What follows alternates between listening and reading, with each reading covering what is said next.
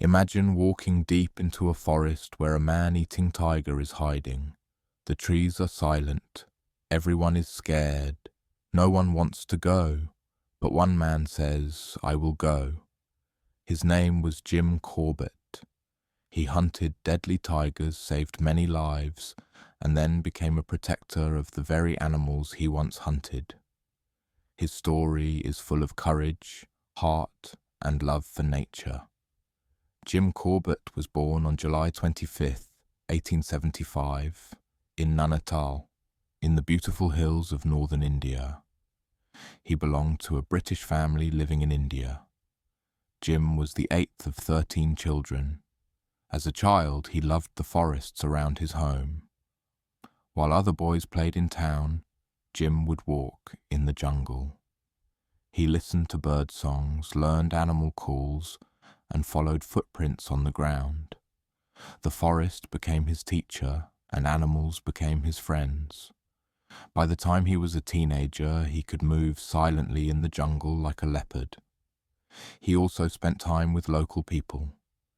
They taught him about the jungle and how to respect it. Jim was not just a hunter, he was a listener, a learner, and a lover of the wild.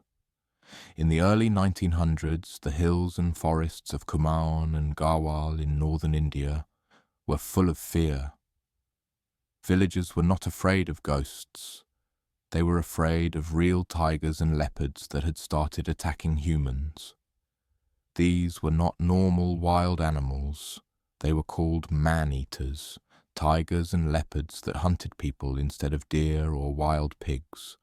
Some of these animals killed dozens of people. Others killed hundreds. One of the most terrifying was the Champawat Tigress. She first started killing in Nepal, and after the army failed to stop her, she crossed the border into India. Her attacks continued for many years. People stopped going to the forest. Some even stopped farming because they were too afraid to leave their homes. The British government and local leaders tried to stop her. Many hunters tried and failed.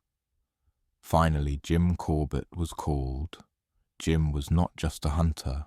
He was a tracker, a thinker, and a man who understood the jungle like no one else. He spoke with villagers, followed tracks, listened to animal sounds, and waited for the right moment. For days he searched for the tigress. She was fast, clever, and quiet. She could appear from nowhere and vanish in seconds. Finally, after much planning, he faced her in a narrow valley near Champawat. It was a life-or-death moment. With one shot, he brought her down. The people celebrated. Their fear was gone. But Jim did not smile. When he checked the tigress's body, he saw that her canine teeth were broken. She could no longer hunt wild animals. That's why she attacked humans, because she was desperate. This moment changed Jim deeply. He realized that these animals were not evil. They were injured, in pain, or pushed by hunger. And often it was because humans had taken over their forests, killed their prey, or wounded them. Jim continued hunting other man-eaters when needed.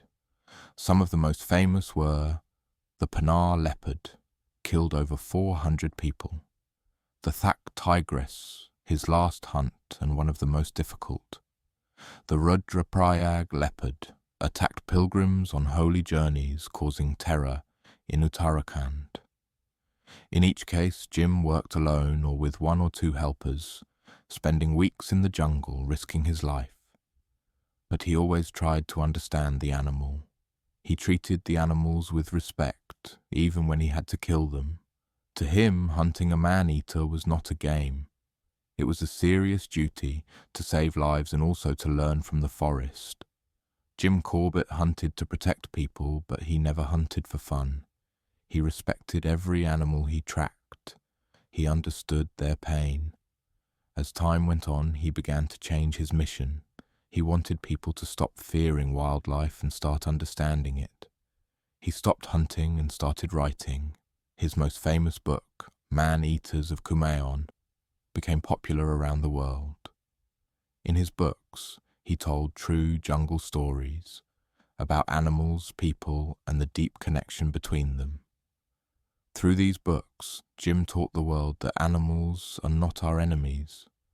They are part of nature, just like us. He also gave speeches, taught school children, and met with forest officers to spread awareness. He believed that protecting wildlife was the duty of every human being.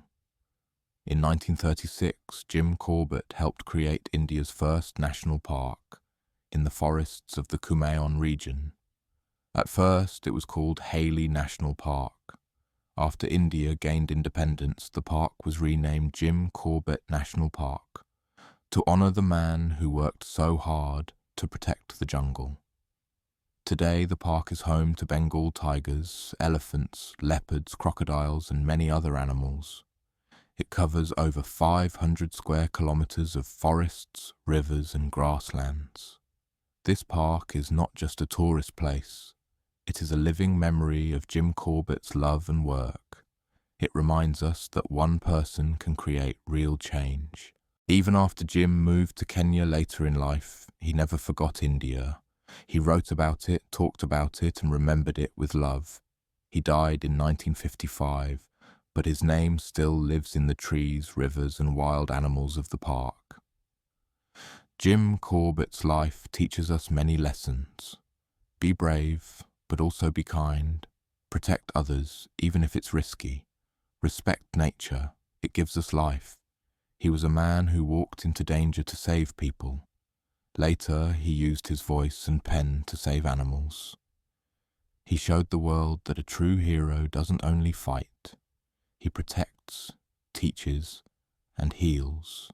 If this story inspired you, leave a like to support our work. Comment below.